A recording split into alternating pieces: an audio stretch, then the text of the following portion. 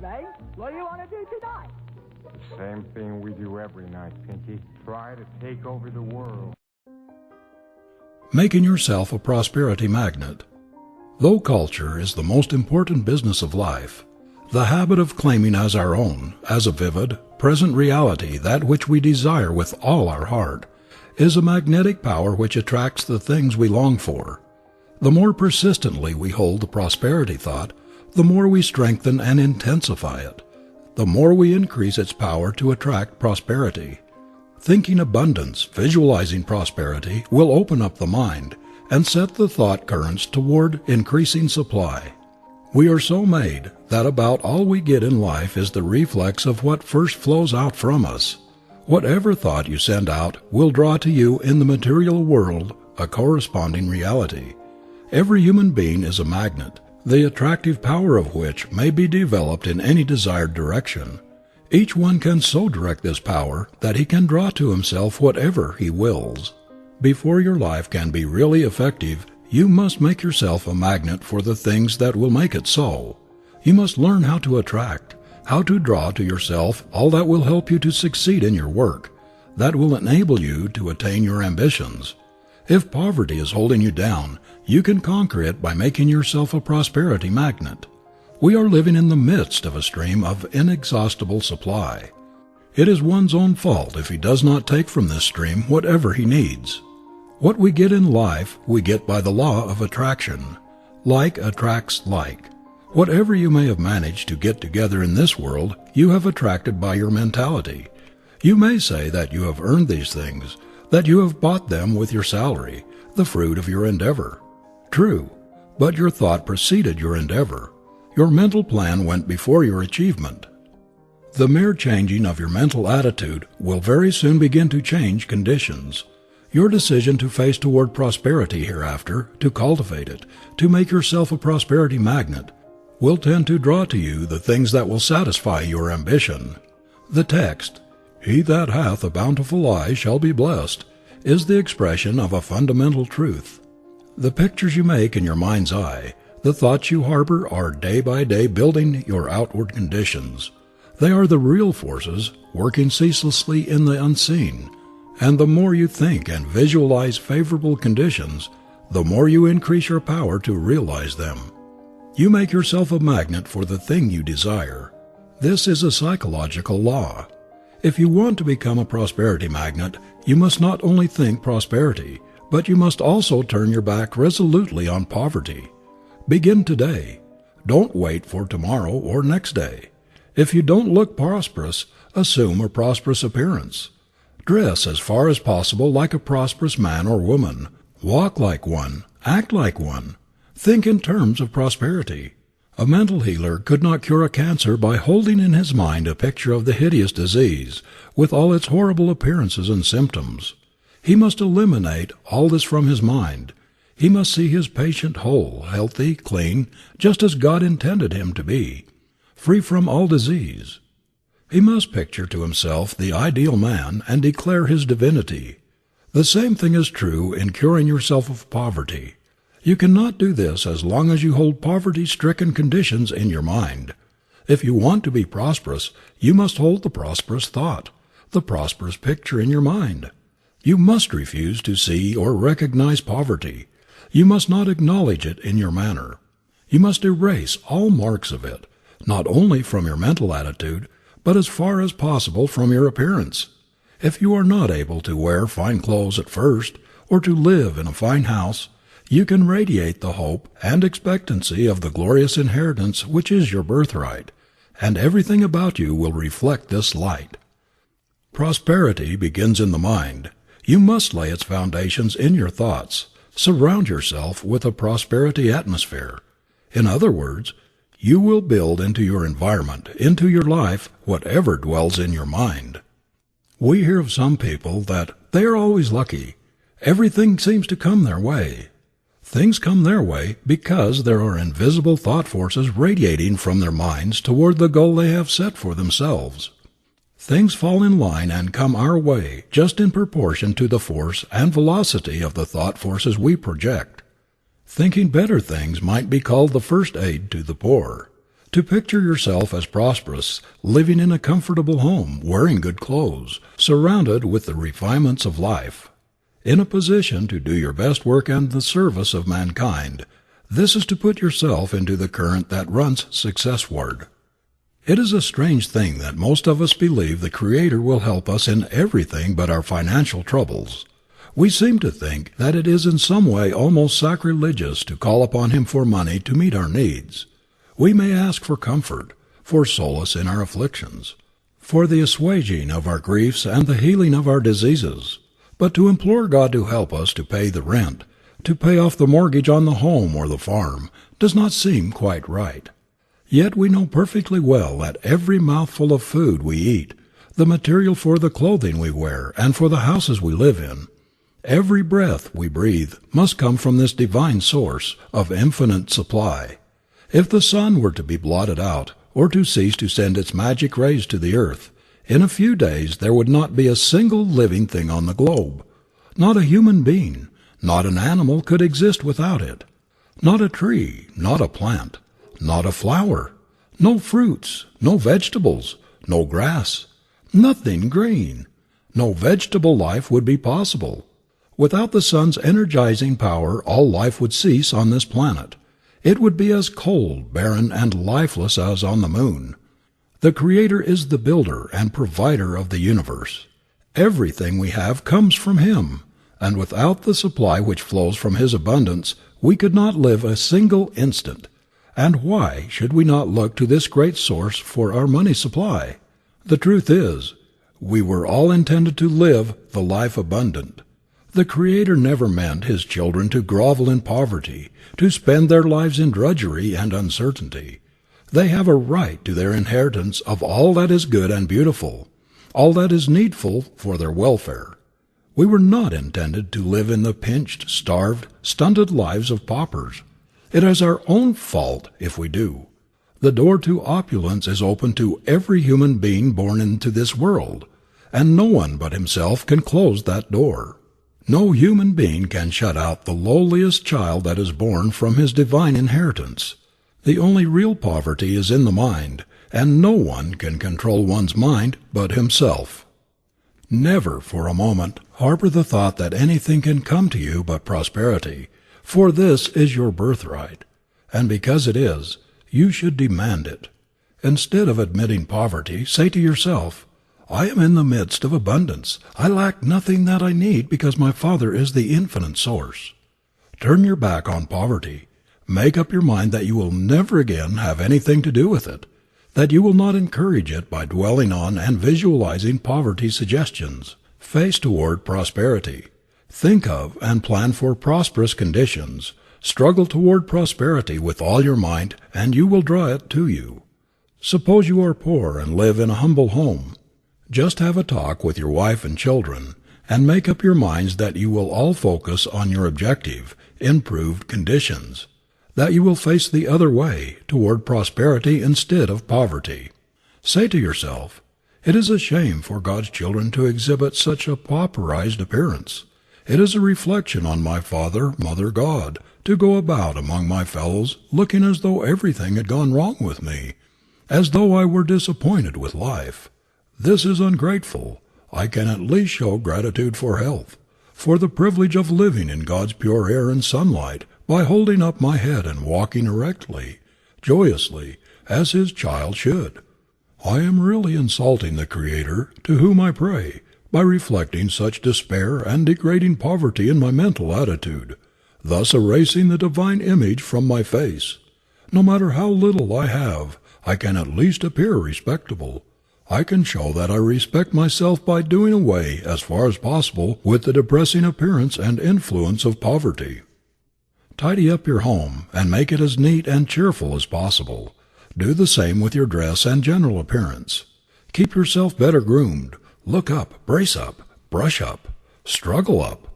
Surround yourself with an atmosphere of hopefulness, and show everybody by the new light in your eyes, the light of hope and expectancy of better things, that there is a change in you. Your neighbors will notice.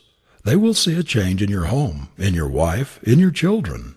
The change in the mental attitude of yourself and family through facing toward the light instead of darkness, toward hope instead of despair, will make a tremendous change in your whole outlook on life. In this way, you are making yourself a prosperity magnet. You are radiating thought waves of hope, of ambition, of determination. Your new mental attitude is expressed in an erect, manly carriage, in squared, thrown-back shoulders, in a neat, clean appearance, even though the clothing may be old and threadbare, in a winning, forceful, magnetic countenance. You are thus establishing the conditions of success. The positive prosperity thought flows out like wireless current and connects itself with similar thought currents. Hold the prosperity conviction. Work steadily toward your object. See opportunity and success in your vista. Determine to be somebody. Hold firmly to the resolve, and your mentality will direct the invisible magnet of your personality to lift you higher and higher, to attract toward you others who will help you in the direction in which you are moving. If you want a better position, more salary, more money to pay off debts, or to get what you need, whatever it may be, cling with all the power of your mind to the thing you are trying to get, and never for a moment doubt you will get it. You do not inherit poverty, squalor. Lack and want have nothing whatever to do with God's children. Your inheritance is divine, grand, sublime. Poverty is a mental disease, and you carry the antidote to its poison in your mind. You owe it to the One who has given you life, health, who has given you brains to make something of yourself, to improve your situation. As long as you keep yourself saturated with the poverty conviction, you cannot rise out of poverty. You must think yourself out of it. The Lord is my shepherd, and I cannot want. Hold that thought firmly and steadfastly in your mind. Believe it. Live up to it.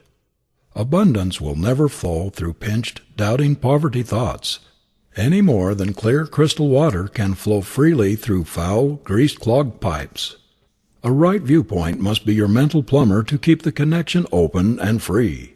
Things of a kind attract one another. The poverty thought attracts more poverty. The fear thought more fear. The worry thought more worry. The anxiety thought more anxiety. On the other hand, the faith thought, trust thought, and the confidence thought attract things like themselves. Poverty is a disease that can only be cured by prosperity remedies. The prosperity thought is the natural antidote for the poverty germ. It kills it. The poverty thought cannot exist in the mind at the same moment with the prosperity thought. One will drive out the other. It rests with you which one you will harbor and encourage. Cling to the consciousness of your oneness with the all-supply. Keep the supply pipes between you and the infinite source of all good always open. Don't pinch them. Don't cut off the supply by limiting poverty thought, the doubt thought, the fear thought, the worry thought. Keep your supply pipes open by great faith in your Father, Mother, God, who is more solicitous for your welfare than any human parent could be. Hold fast to the anchor of your union with the infinite life. Keep in the current running Godward, and your life will not dry up or become barren, will not be blighted and blasted by the poverty drought. The trouble with us is that we have been in the habit of looking for a material supply when our first supply must be mental. We keep the supply avenues open, or we close them with our thoughts, our convictions. We materialize poverty by our doubting thoughts, by our fears of it. We are just beginning to find that we get out of this world what we think into it, and work out of it, that our thought plan precedes its material realization just as the architect's plan precedes the building. Remember that prosperity cannot flow into your life while your mind is filled with poverty thoughts and convictions. We go in the direction of our thought and our convictions. By no law can you expect to get that which you do not believe you will get. Prosperity cannot come to you if you are all the time driving it away from you by your poverty thought. You must think in a positive, determined way that you are going to succeed in whatever you desire to do or to be before you can expect success. That is the first condition by which you make yourself a magnet for the thing you are after. It doesn't matter whether it is work or money, a better position or health, or whatever else it is. Your thoughts about it must be positive, clean-cut, decisive, persistent. No weak, wobbly, "Perhaps I may get it," or "Maybe it will come sometime," or "I wonder if I shall get this," or "if I can do that" sort of thought will ever help you get anything in this world or the next. When young John Wanamaker started with a push cart to deliver his first sale of clothing, he turned on a positive current toward a merchant printship. As he passed big clothing stores, he pictured himself as a great merchant, owner of a much bigger establishment than any of those he saw, and he did not neutralize or weaken this thought current by all sorts of doubts or fears as to the possibility of reaching the goal of his ambition. Most people think too much about blindly forcing themselves ahead. They do not realize that they can, by the power of thought, make themselves magnets to draw to them the things that will help them to get on. Wanamaker attracted to himself the forces that make a merchant prince. Every step he took was forward, to match the vision of his advance with its reality. Marshall Field projected himself mentally out of a little country store into a clerkship in Chicago. Then he thought and worked himself out of his clerkship into a partnership. Still thinking and climbing upward, he next visualized himself at the head of the greatest merchandising establishment in America, if not in the world. His mind always ran ahead. He was always picturing himself a little higher up, a little further on, always visualizing a larger business, and so making himself a magnet for the things he sought. If John Wanamaker had been satisfied with himself at the start, he would have remained in his first little store in Philadelphia, and thus cut off all possibility of becoming what he is, one of the greatest merchants the world has ever seen. If Marshall Field had stopped thinking himself higher up, when the man he worked for in the little Pittsfield store predicted that he would never succeed as a merchant, he never would have been heard from. But Deacon Davis telling Marshall Field's father that the boy would not make a salesman in 1,000 years did not stop him thinking himself ahead. "On to Chicago, the city of opportunity," he said to himself. And on and up he went, until the little country merchant who predicted his failure was a Lilliputian in comparison. The story of each of these men is, so far as the success principle is concerned, the story of every man who has ever succeeded in his undertakings. They may not have been conscious of the law underlying their methods, but they worked in unison with it, and hence succeeded. The same thing is true of Andrew Carnegie, and all of the millionaires and self-made men among us who have raised themselves from poor boys to the ownership of colossal fortunes, or to commanding positions in some phase of the world's activities.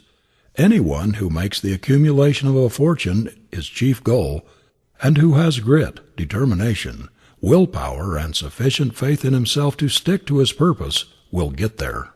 But long before the youth who chooses such a goal has reached it, he will have dwarfed his manhood and shriveled his soul. To get away from poverty is one thing. To set one's heart on money as the ultimate good is another, and quite a different thing. There is a whole world of difference between so saturating one's mind with the thought of money and its acquisition that there is no room for any other aspiration, and the constant dwelling on the black and hopeless poverty thought, the incessant picturing yourself as a pauper until you are so convinced of poverty's hold on you that you destroy the very ability which should help you get away from it. People who are down and out financially are down and out mentally. They are suffering from a mental disease of discouragement and loss of hope. There ought to be institutions conducted by government experts for the treatment of these poverty sufferers, for they are just as much in need of it as are the inmates of our hospitals. They need advice from mental experts. They have lost their way on the life path and need to be shown the way back. They need to be turned about mentally so that they will face the light instead of the darkness. They should be shown that they are stopping up their prosperity pipes, cutting off their source of supply by their pinching, poverty-stricken, limiting thought. Their whole mental attitude points toward failure, toward poverty, and by a natural law their outward conditions conform with the pictures they hold in their mind. This poverty disease could be cured in the case of the majority of down and outs, the failures by proper mental treatments. If the people in the great failure army today could be shown that as long as they hold the poverty thought and go about with a sad, dejected expression on their faces, as though there were no hope in life for them, they will continue to be poor, but that if they will only turn about and face the sun, so that their shadows will fall behind them, their conditions will begin to improve. They would quickly take a new lease of life and courage. These mental prosperity treatments would generate in them a new hope that would cause them to brace up all along the line. What a revelation would come to the poor people of the world if they could only eliminate from their minds for a single year the poverty thought, if they would erase from their minds poverty pictures and all the suggestions of grinding want that sadden and discourage, if instead of expecting poverty and all that the idea implies, they could go through 1 year expecting just the opposite, prosperity, visualizing, talking prosperity, thinking prosperity, acting as though they expected to be, as though they were prosperous. Just this radical change of thought, this transposition of mental attitude, the persistent holding of the prosperous viewpoint for a year, would not only change their whole outlook on life, but would revolutionize their material conditions. They would brush up and clean up the things they have. Their ambition would grow. Their new way of looking at life would give an upward tendency to their surroundings. No matter how poor, their squalid aspect would go. Everything would take on a different appearance. There would be a new light in the people's faces. There would be hope there instead of despair. Expectancy of better things would give a glow of cheerfulness to their countenances. There would be a light in their eyes which was never there before. Working in the spirit of hope and expectancy of better things, instead of that of discouragement and the fears of even greater poverty, they would forge ahead in a way that would astonish themselves. The time is not far away when we shall have prosperity practitioners who will make a specialty of teaching people how to free their minds from thoughts that produce poverty by replacing them with their opposites, thus constantly enlarging the mental power of attraction until the mind becomes a powerful magnet, ever attracting prosperity. These specialists will teach people the creative power of right thinking, and will show them how to attract their desires instead of killing them, as many do, by wrong thinking. Clergymen of the future will do much toward eliminating poverty from among their people by instructing them to turn their backs on it and to face toward prosperity. They will teach them how to draw to themselves the sunlight of prosperity.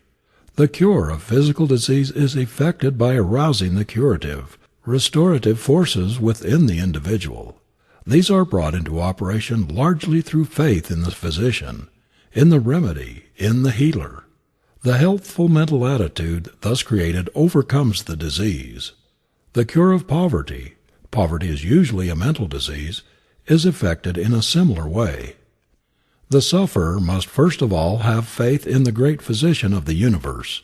When that is fully and firmly established, there will be no difficulty in flooding his mind with the prosperity thought, the thought that our Father Mother God is the author of abundance, the author of all wealth of the earth, that He is infinitely kinder and more solicitous for our welfare than the fondest mother could be for her child. We have not yet tapped the possibilities of any part of the world's resources. Every inhabitant of the earth today is treading on secrets which would emancipate man from drudgery and allow him to live happily instead of merely to eke out a wretched subsistence as he has done up to the present. Hitherto, in the great majority of cases, we have barely been existing on the husk of things. Now we are beginning to taste the kernel, because we are coming into a knowledge of the powers locked up within ourselves, and also of the illimitable supply of God's abundance. Here and there, people are mastering the law of opulence. They are demonstrating that they can conquer poverty by making themselves prosperity magnets. That is, by thinking and working in conformity with the law of opulence, of abundance. It is monstrous that so many of God's children are starving right on the shores past which the stream of inexhaustible plenty flows, a stream laden with all the rich things of the universe. There is no excuse for the horrible misery and suffering that exist in our midst. There is no reason why the children of the King of Kings should be harassed and tortured, driven into premature graves by poverty, for the Creator has produced enough to make every one of His children rich, to give them an abundance of all they need. There is no necessity for those who have inherited all the good things of earth to remain poor. The very structure of the human machine indicates that it was intended for the best, that it was planned for comforts, for luxuries, and not for poverty-stricken conditions. If we could only realize the far-reaching influence of always expecting the best to come to us, always expecting opulence, success, we would never allow ourselves to be dominated by the black pictures of poverty and failure.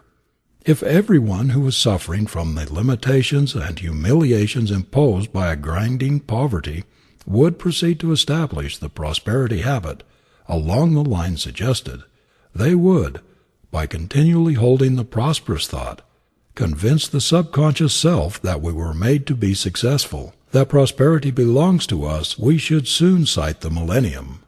When we affirm our divinity and claim our heritage, when we realize that our birthright keeps us in touch with the very source of all supply, when we know that it was never intended that God's children should be poor or go hungry, that it was never intended that they should live in poverty-stricken conditions, then we shall have struck the very basic principle of prosperity.